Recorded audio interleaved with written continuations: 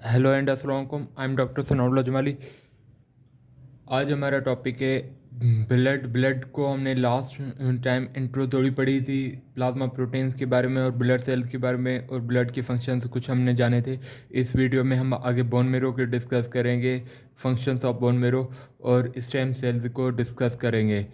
ये कुछ बेसिक चीज़ें हैं ब्लड के इंट्रो में जो हम डिस्कस करेंगे। उसके बाद हम आगे डिटेल में आरबीसीज़ को पढ़ेंगे और जो भी ब्लड सेल्स हैं और जो भी रिलेटेड कंटेंट फिजियोलॉजी में होगा एमबीबीएस लेवल पे, वो सारा कुछ हम डिस्कस करेंगे।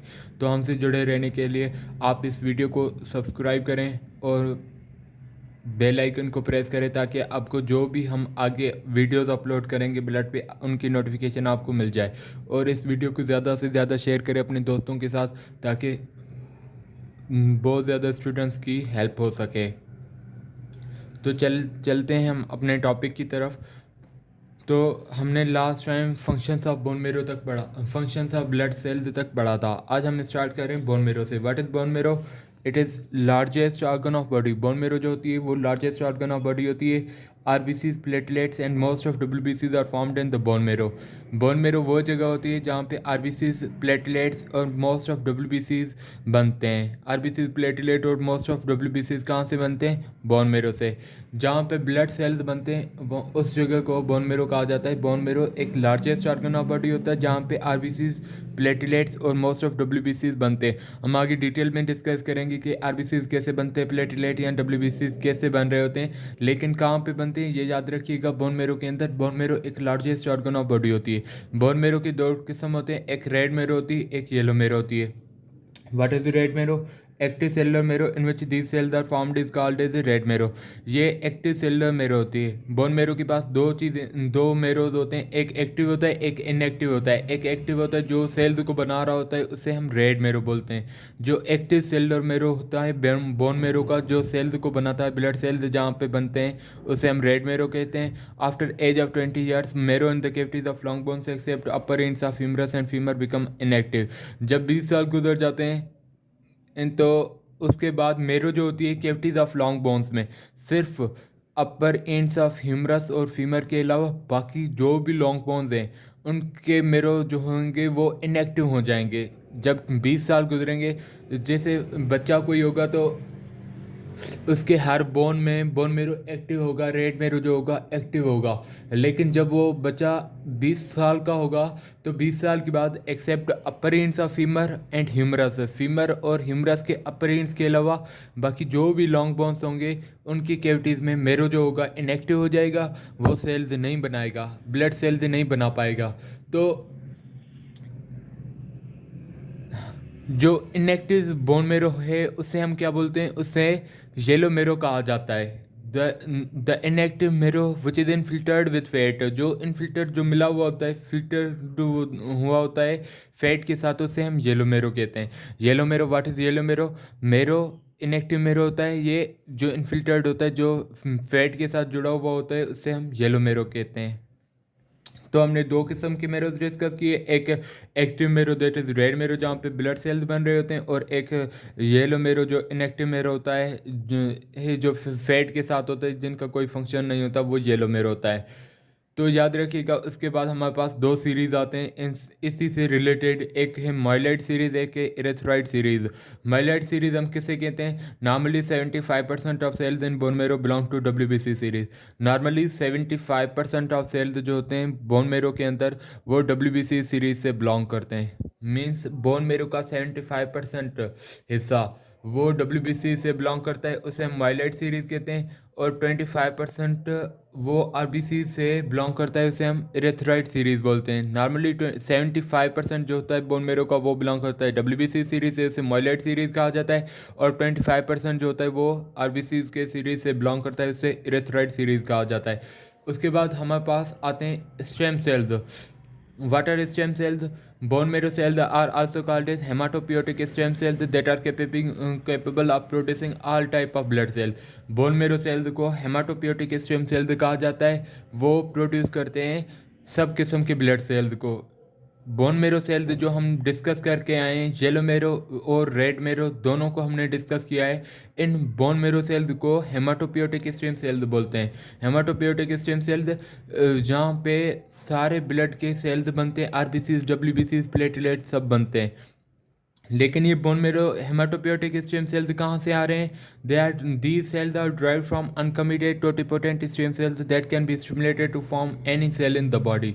ये सेल्स जो हैं hematopoietic stem cells, bone marrow cells, ये ड्राइव होते हैं मजीद अनकमिटेड टोटिपोटेंट स्टेम सेल से। अनकमिटेड टोटिपोटेंट स्टेम सेल्स याद रखिएगा, ये टोटिपोटेंट स्टेम सेल्स वो सेल्स होते हैं जिनको कोई भी हम जैसी भी स्टिमुलेशन देंगे वो सेल प्रोड्यूस करेंगे। अगर नर्वस सिस्टम के हिसाब से हम उन्हें स्टिमुलेट करेंगे तो वो हमें न्यूरल सेल प्रोड्यूस करके देंगे। अगर मसल के हिसाब से हम उन्हें स्टिमुलेट करेंगे तो वो मसल सेल प्रोड्यूस करके देंगे। तो बात बोलने का मकसद ये है कि टोटिपोटेंट स्टेम सेल्स वो सेल्स, इन्हें स्टिमुलेशन देने पे ये कोई भी सेल ऑफ बॉडी बना सकते हैं, कोई भी सेल ऑफ बॉडी बना सकते हैं। तो ये जो हेमाटोपियोटिक स्टेम सेल्स हैं, बोन मेरो सेल्स, ये भी कहाँ से बन रहे हैं? ये भी इन टोटिपोटेंट स्टेम सेल से बन रहे हैं। और ये जो हेमाटोपियोटिक स्टेम सेल्स हैं, बोन मेरो सेल, वो खुद क्या प्रोड्यूस करते हैं? सारे ब्लड के cells. Functions of bone marrow. Bone marrow के functions, bone marrow has hematopoietic function, produces RBC, WBC and platelets.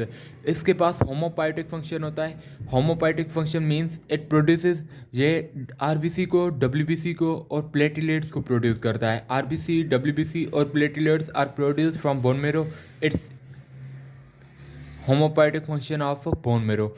Destruction of RBCs by bone marrow macrophages. Bone marrow के अंदर मैक्रोफेजेस पाए जाते हैं जो आरबीसीज को डिस्ट्रॉय कर देते हैं। ये भी बोन मेरो का फंक्शन होता है। बोन मेरो के अंदर मैक्रोफेजेस होते हैं जो आरबीसीज को डिस्ट्रॉय करते हैं, डिस्ट्रक्शन करवाते थे आरबीसीज की।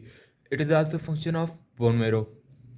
Bone marrow stores iron, iron को स्टोर करता है। हम आगे आयरन मेटाबॉलिज्म पढ़ेंगे, आयरन के रिलेटेड जो भी कंटेंट्स होंगे वो सारा कुछ हम आगे डिस्कस करेंगे। लेकिन याद रखिएगा कि आयरन कहाँ पे स्टोर हो रही? आयरन बोन मेरो के अंदर स्टोर होती है। Bone marrow is part of monocyte macrophage system.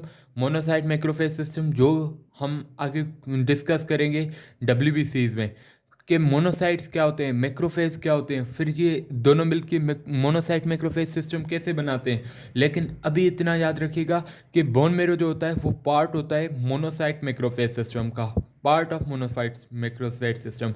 और इसकी इम्यूनोलॉजिकल फंक्शन होती है। क्यों? क्योंकि हमें पता है कि बोन मेरो क्या प्रोड्यूस करता है? डब्ल्यूबीसीज।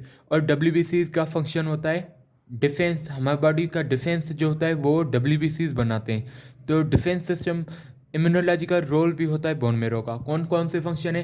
होमोपायोटिक function, produces RBC, WBC and platelet. Destruction of RBC करवाता है बोन मेरो मैक्रोफेजेस के थ्रू। ये आयरन स्टोर करवाता है। उसके अलावा part of monocyte macrophage system होता है। और इम्यूनोलॉजिकल फंक्शन भी बोन मेरो की होती है। यहाँ तक थी बोन मेरो के बारे में। याद रखिएगा ब्लड की पीएच कितनी होती है? 7.4, 7.35 टू 7.45 कहा जाता है। लेकिन अगर राउंड ऑफ हम कर लें तो 7.4 ब्लड की पीएच है। Volume of blood in person with 70 kilogram weight, it is about 5 litres. अगर कोई बंदा है, अडल्ट बंदा जिसकी वेट 70 किलोग्राम है, तो उसके अंदर 5 लीटर्स ब्लड होगा। कितना ब्लड होगा? 5 लीटर्स। याद रखिएगा, कोई अडल्ट बंदा जिसकी वेट 70 किलोग्राम है, जिसकी वेट 70 किलोग्राम है, उसके अंदर 5 लीटर्स ब्लड होगी। Haematocrit, what is haematocrit? Percentage of cells in blood is called is haematocrit. Blood cells की परसेंटेज ब्लड के अंदर, उसे हेमाटोक्रिट कहा जाता है। फर्स्ट सपोज हमने डिस्कस करी थी कि ब्लड जो होता है उसके दो पार्ट्स होते हैं, एक प्लाज्मा पार्ट होता है, फ्लूइड पार्ट, और एक होता है सेलुलर पार्ट जिसमें सेल्स होते हैं, आरबीसी, डब्ल्यूबीसी और प्लेटलेट्स। तो जो ब्लड का सेलुलर पार्ट होता है ब्लड के अंदर, उसकी परसेंटेज को हम हेमाटोक्रिट कहते हैं। What is haematocrit? Percentage of cells in blood, cells की परसेंटेज ब्लड के अंदर, उससे हेमाटोक्रिट कहते हैं। It is about 40 to 45%। Haematocrit कितनी होती है? सेल्स कितने होते हैं ब्लड के अंदर? अगर परसेंटेज के हिसाब से हम देखें तो 40 to 45% सेल्स होते हैं। बाकी 50 to 55% प्लाज्मा होती है, फ्लूइड होती है, जिसमें डिफरेंट किस्म के प्लाज्मा प्रोटीन्स ऑर्गेनिक और इनऑर्गेनिक सब्सटेंसेस होते हैं। लेकिन हेमाटोक्रिट कितने होते हैं, ब्लड सेल्स ब्लड के अंदर कितने होते हैं, 40 to 45%। तो हमने इंट्रोडक्शन पूरा डिस्कस किया दो पार्ट्स में। एक पहले पार्ट जो हम अपलोड कर चुके हैं और एक ये पार्ट ब्लड की, जिसमें हमने बोन मेरो वगैरह डिस्कस किया। होप ये वीडियो आप लोगों को पसंद आया होगा। इस वीडियो को लाइक करें, कमेंट करके अपना फीडबैक दें और इस वीडियो को ज़्यादा से ज़्यादा शेयर करें अपने दोस्तों के साथ। और हमारे चैनल को सब्सक्राइब करना ना भूलें ताकि आगे आने वाले वीडियोस जो भी हैं वो आपको मिल सकें। तो मिलते हैं नेक्स्ट वीडियो में, हम आरबीसी डिस्कस कर रहे होंगे। तो थैंक यू, खुदा हाफिज़।